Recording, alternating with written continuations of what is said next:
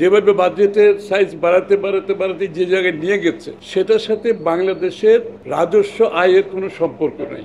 আমাদের রাজস্ব আয়ের সাথে আপনার বাজেটের সাইজের একটা সম্পৃক্ততা থাকা উচিত ছিল। এটা কিন্তু আগামী দিনের সরকারের জন্য খুব একটা সহজ কিছু হবে না।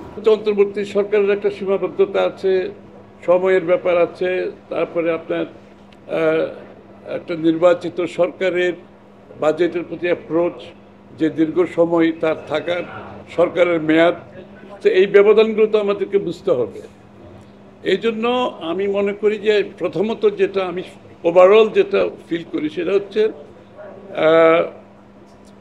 বাজেটের সাইজটা যে বিগত সরকার যেভাবে বাজেটের সাইজ বাড়াতে যে জায়গায় নিয়ে গেছে সেটার সাথে বাংলাদেশের রাজস্ব আয়ের কোনো সম্পর্ক নেই, এক নাম্বার।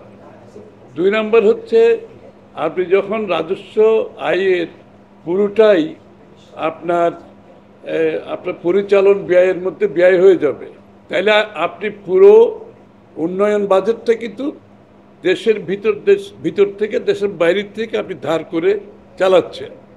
এবং তার ফলে যে সমস্যাটা হয় সেটা হয় কি, প্রথমত যে সরকার যখন দেশের ভিতরে অতিরিক্ত আপনি ঋণ নেয় দেশের ভিতর থেকে বাইরের থেকে, একদিকে বাইরের থেকে নিলে আপনার ঋণের বোঝা বাড়তে থাকে, দেশের মানুষকে সেটা দিতে হয় বছরের পর বছর, এবং সেটার ইন্টারেস্টের কারণে আপনার ডেভেলপমেন্ট ওয়ার্ক সাফার করে।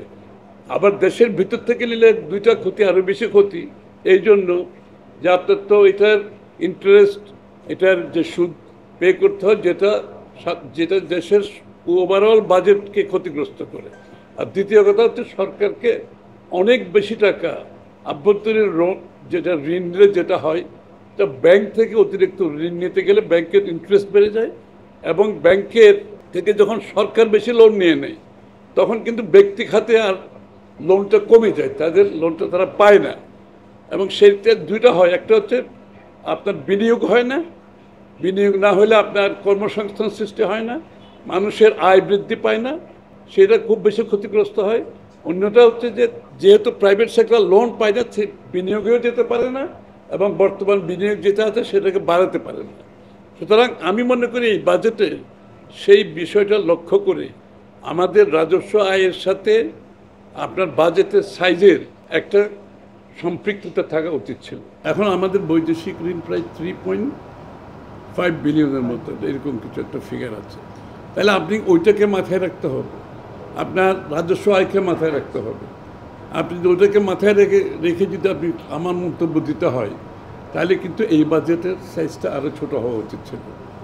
তাহলে এটা তো হাউস হোল্ডের মতো, আপনার গৃহস্থের একটা ইনকামের মতো, একই কথা, তো কোনো ডিফারেন্স তো নাই। সুতরাং সেই ক্ষেত্রে আমি মনে করি গুণগত দিক থেকে এই বাজেটে আমরা কোনো কিছু পরিবর্তন দেখি নাই, শুধুমাত্র সংখ্যার সামান্য, কিন্তু ওই প্রিন্সিপাল কিন্তু একই রয়ে গেছে, যে ওদের যে কাঠামো কিন্তু একই রয়ে গেছে। সুতরাং এটা কিন্তু আগামী দিনের সরকারের জন্য খুব একটা সহজ কিছু হবে।